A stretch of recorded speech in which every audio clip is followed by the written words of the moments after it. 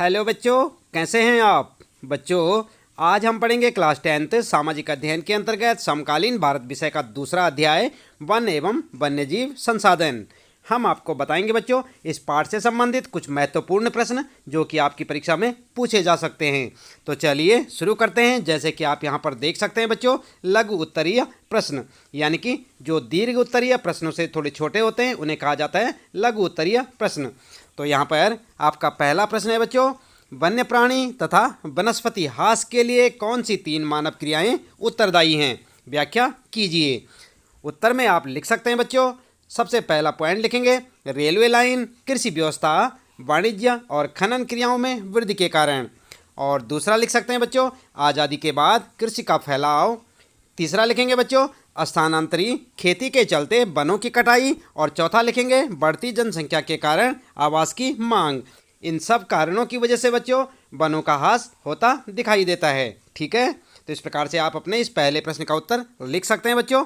इसके बाद दूसरा प्रश्न आता है यहाँ पर आपका, भारत के जैव विविधता को क्षति पहुँचाने वाले 3 कारकों को स्पष्ट कीजिए। तो यहाँ पर आपको 3 कारक बताने होंगे। देख सकते हैं उत्तर में, सबसे पहला लिखेंगे वनों पर निर्भरता, नंबर 2 बड़ी विकास परियोजनाएं, नंबर 3 रेलवे लाइन का विस्तार, खनन, वाणिज्य आदि कई प्रजातियों के आवास को बाधित करता है। ठीक है, तो इस प्रकार से आप अपने इस दूसरे प्रश्न का उत्तर भी लिख सकते हैं।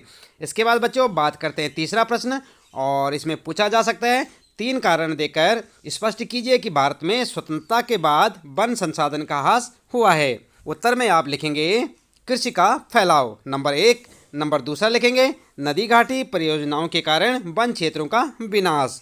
और नंबर तीसरा कारण लिख सकते हैं बच्चों, पूर्वोत्तर और मध्य भारत में स्थानांतरित खेती के कारण वनों की कटाई।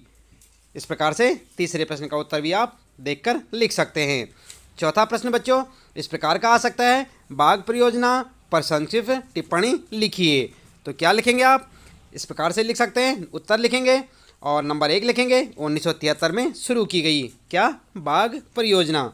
नंबर दूसरा लिखेंगे बाघों की संख्या निरंतर घटने के कारण यह परियोजना शुरू की गई। क्यों की गई, बाघों की संख्या निरंतर घटती जा रही है। और नंबर तीसरा लिखेंगे प्रोजेक्ट टाइगर परियोजना विश्व की बेहतरीन परियोजनाओं में से एक है। तो इस प्रकार से बच्चों आप बाघ परियोजना के बारे में यहाँ पर टिप्पणी लिख सकते हैं। अगला प्रश्न जो आपको पूछा जा सकता है, वन्य प्राणियों तथा वनों के विकास के किन्हीं 3 दुष्प्रभावों का वर्णन कीजिए। तो यहाँ पर किस प्रकार से आप वर्णन कर सकते हैं बच्चों, चलिए उत्तर में देख लेते हैं। उत्तर लिखेंगे नंबर 1 वन कटाई के परोक्ष परिणाम सूखा और बाढ़ हैं। नंबर 2 लिखेंगे जैव संसाधनों का विनाश सांस्कृतिक विविधता के विनाश से जुड़ा हुआ है। और नंबर तीसरा लिख सकते हैं बच्चों, वनों पर आधारित समुदाय निर्धन होते जा रहे हैं और आर्थिक रूप से हाशिए पर पहुंच गए हैं। ठीक है, इस प्रकार से आप अपना उत्तर दे सकते हैं। इसके बाद बच्चों अगला प्रश्न है प्रश्न नंबर 6, और यहाँ पर पूछा जा सकता है भारत में वनों को कितने भागों में वर्गीकृत किया गया है, व्याख्या कीजिए। उत्तर में क्या लिखेंगे आप, उत्तर लिखेंगे भारत में वनों को 3 भागों में वर्गीकृत किया गया है। नंबर 1 आरक्षित वन, नंबर 2 रक्षित वन और नंबर 3 अवर्गीकृत वन। ठीक है, तो इस प्रकार से बच्चों वनों को 3 भागों में जो वर्गीकृत किया गया है आप यहाँ से देखकर लिख सकते हैं। और बात करते हैं यहाँ पर आरक्षित वन अधिक मूल्यवान वनों को कहा जाता है, रक्षित वनों को और अधिक नष्ट होने से बचाने के लिए, और अवर्गीकृत वन सरकार व्यक्तियों और समुदाय के स्वामित्व में होते हैं। तो इस प्रकार से आप वनों के बारे में यहाँ पर टिप्पणी लिख सकते हैं। अगला है बच्चों फिर 7वां प्रश्न, जैव विविधता क्या है, यह मानव जीवन के लिए क्यों आवश्यक है। तो यहाँ पर क्या लिखेंगे आप, अगर इस प्रकार का आपको प्रश्न पूछा जा सकता है तो आप उत्तर में लिख सकते हैं बच्चों, नंबर 1 वन्य जीव और कृषि फसल उपजातियों में अत्यधिक जैव विविधताएं पाई जाती हैं। दूसरा लिखेंगे मानव और दूसरे जीवधारी आपस में एक जटिल पारिस्थितिक तंत्र का निर्माण करते हैं। तीसरा पॉइंट लिखेंगे विभिन्न प्रकार के जीव जंतु और वन पारिस्थितिक तंत्र में महत्वपूर्ण भूमिका निभाते हैं। आई बात समझ में, इस प्रकार से आप अपना उत्तर दे सकते हैं। इसके बाद बच्चों 8वां प्रश्न आपके लिए, संयुक्त वन प्रबंधन कार्यक्रम की 3 विशेषताओं का वर्णन कीजिए। तो आपको यहाँ पर 3 विशेषताओं का वर्णन करना होगा। उत्तर में आप लिख सकते हैं बच्चों, स्थानीय समुदाय की भूमिका महत्वपूर्ण होती है। नंबर 2, इस योजना का प्रारंभ सन 1988 में हुआ। नंबर 3 लिखेंगे, इसमें गांव के स्तर तक संस्थाएं बनाई जाती हैं। और नंबर 4 लिखेंगे बच्चों, ग्रामीण और वन विभाग के अधिकारी संयुक्त रूप में कार्य करते हैं। आई बात समझ में? इस प्रकार से आप इन प्रश्नों को अच्छे से याद भी करें बच्चों। 9वां प्रश्न है, वन्य जीवन संरक्षण में स्थानीय समुदाय की भूमिका का वर्णन कीजिए।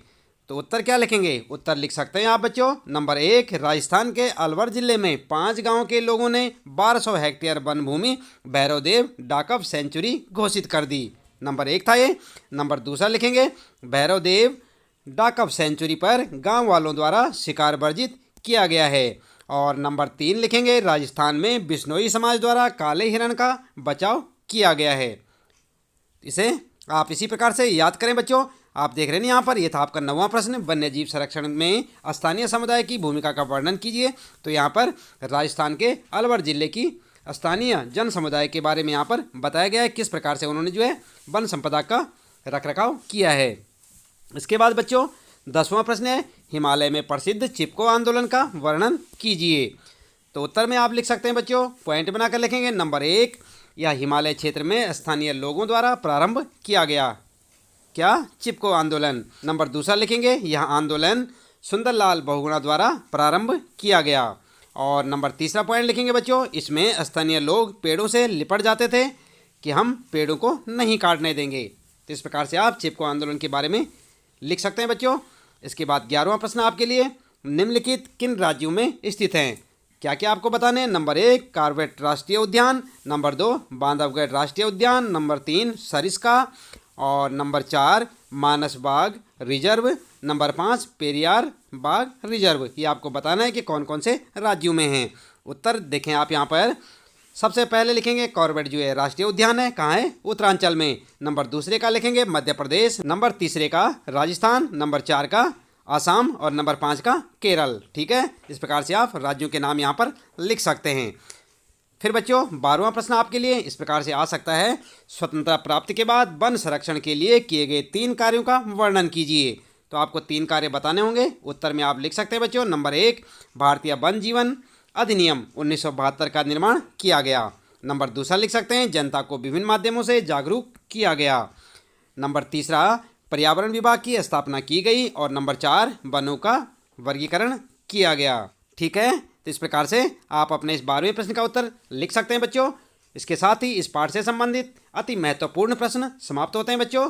उम्मीद है कि आपको अच्छे से समझ आए होंगे। आप इन्हें अच्छे से याद करें, क्योंकि इस प्रकार के प्रश्न अक्सरतः परीक्षा में पूछे जाते हैं। तो आज के लिए इतना काफ़ी है बच्चों। मिलते हैं फिर अगली वीडियो में नए पाठ के कुछ नए प्रश्न उत्तरों के साथ।